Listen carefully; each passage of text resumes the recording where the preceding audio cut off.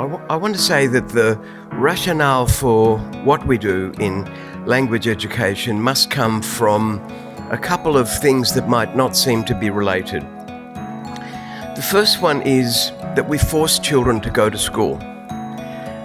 Many children would probably not go to school if there weren't laws that make them go to school. It's so naturalized that we never think about it.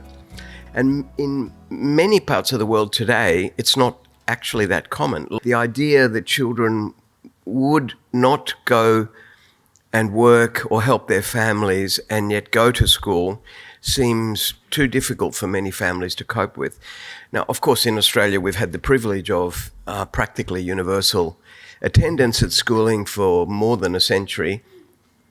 And so we've imagined that it's like the natural permanent state, but it really only starts in the late 1800s in most parts of Australia. So the idea of free and compulsory education is actually not typical throughout history. It really arises at a certain time. We deprive children of their liberty and we force them to go to school. There's a moral obligation that arises from the fact that if you deprive someone of their liberty, you need to provide for them something that's worthwhile, that's ethical, and that's productive in the environment in which you want them to go. The idea of why we teach languages within this curriculum that students are required to attend and participate in can come from many different angles. I've thought about it as a policymaker, as a policy advisor, in very different environments, and I don't think there's a single answer. Traditionally, enrichment was what we thought languages education was for, and enrichment remains relevant. I know things about a society that I never had any connection with until I started going there 15 years ago, and now I have friends there. I know things about my life is richer as a result of this knowledge that I have. And when they interact with me, I can talk to them about Australia, but I can talk to them about the cultural traditions that I come from anyway. And so there are interactions between us that are deeper and greater than they otherwise would be. So we could almost count this and enumerate it in all the ways in which things are richer, enriched. The second E, economics, the idea that learning the language of someone else who has some kind of economic power or prestige can help you in a career. And there's very clearly a lot of evidence that this is the case. And this happened when countries other than English-speaking ones started to acquire a lot of economic power. And then languages started to have this instrumental, practical benefit. So economics came in and started to take over the reasoning around why we do languages. But something else then arose, and this arose heavily with the civil rights movement in the United States around 1964-65, and that is that people started to look at educational performance of groups of students, and they found that there were strong predictors that come from the language backgrounds of particular groups of children. People started to say, well, actually, there's a problem here. These children are learning the target language, the dominant language, from a position of another language, and we have to bridge this gap for them. And then the more they researched it, we thought that people realized, well, actually, eroding the first language is the worst possible thing that you can do, and we need to build the first language so that children can acquire the second language and build literacy in the first language so they can acquire literacy in the second language. So the interconnectedness of these two things became very obvious. I'm the patron of the Victorian School of Languages, and last year I had the pleasure, one of the deepest pleasures I've ever had in this role, I launched the curriculum for the teaching of the Chin Hakka language. And the Chin Hakka language is one of 57 languages in the Chin state of Myanmar. And all of those languages are heavily repressed by society that imposes another language on them. And when I go back there and I talk to people of that community, they are astonished that in Australia you can study this language that is repressed in its homeland, and you can actually do your VCE, the equivalent of SACE, using that language as part of your entry requirements into university. I think that is a kind of multicultural achievement. We use this word a bit cheaply. We say celebrate. I think that's something that should be celebrated. It helps these children who are refugee children who spent a lot of time in camps, in muddy camps in which no one taught them anything, in which they saw people die, things that children should never see. They come to schools in prosperous Melbourne and they can study this language that they know was the reason that their parents were oppressed. I think that's staggeringly powerful. That is something really worth celebrating. And so the idea of equality, the third E here, that language teaching, at least for some populations, was justified. The rationale, the legitimation was mostly around questions of equalising educational performance and outcome for such children. And then we have external training for diplomacy, global awareness, world-mindedness, things like this, and practical things like travel. So external justifications. So each of these remain relevant.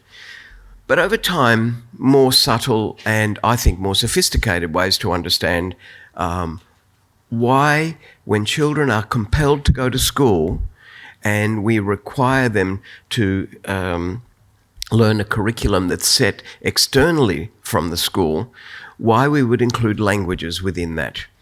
I think, and it's no surprise to anyone that I will say this, that languages are possibly the most important part of the curriculum. I think languages are actually not like a subject. They're not like any other subject. They are, for one very, very important reason, one particular fact, completely unlike most other subjects. That is, they have a living, breathing community of identity, functioning, emotion, value, and history outside of the school. In other words, if you study mathematics, and there's not a criticism of mathematics. What's involved with mathematics is mostly the acquisition of knowledge about a symbolic system that humans have created. It's been extraordinarily powerful and useful for human civilization, but it doesn't have a living, breathing community of interest outside of the school. Languages have this, and languages are the only subject that has this. Therefore, they're not a good fit for a curriculum understood in classical or conventional ways.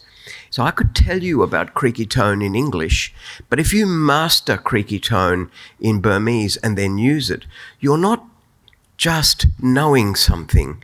You have been empowered to enact and be in the world as a social person, which takes the norms of that other community for granted. You cannot do that in English. Once you learn the language, you walk in that society as, in inverted commas, a native or a semi-native. In other words, you accept their naturalization of their history. This is only possible with language. It's only possible with accepting the norms of the other language. You might not like creaky tone, but you still have to use it to communicate. And this means that languages, in the old cliche, make you walk in other people's shoes. That is, with their assumptions, with their historical interpretation of the world. This, when we require students to be schooled, is much more powerful a rationale than any other. And this is where I've landed. Because we accept difference in a deep way, what this does is it contributes in a deeper way than almost anything you could think of to building a form of social cohesion across communities. And Australia is a deeply multilingual, multicultural society. We're never not going to be this anymore. If you project 50 years forward, we're only going to be more diverse, more complex, more mobile, more porous, more interconnected with the rest of the world. The teaching and the integration of languages deeply within curriculums today is an investment in future interaction across the components of our society. That is what I like to call living and flourishing together. We don't want to just live together with people who are different from us. We want to be able to interact with them, flourish with them. We want to be able to form a socially cohesive community. So teaching languages is an investment in living and flourishing together in an interconnected world, which is never going to be less interconnected than it is today. It's just going to be more interconnected. It's going to be more deeply mobile. It's going to be more deeply intermarried. It's going to be more deeply interacting. So what brings it together and where I have landed is what good multilingual, interculturally oriented multilingual teaching does is build future cohesive communities. And that's worth more than everything. And so when we struggle to justify languages in schools, I constantly want to ring up the politician or whoever it is that's saying this and say, please, let's sit down for half an hour and let me tell you the stories behind what make learning the languages of other people, accepting their norms, walking in their shoes, really important for everybody.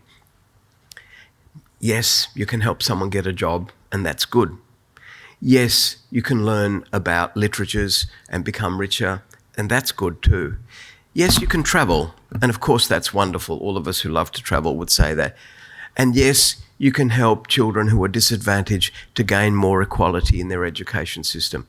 But what you mostly want to do is build a society that's cohesive, that's interactive, in which people flourish and live together without conflict, in which we build the possibility of interaction in a way that's respectful and decent. And that's why we do languages, and that's where I have landed. Thank you.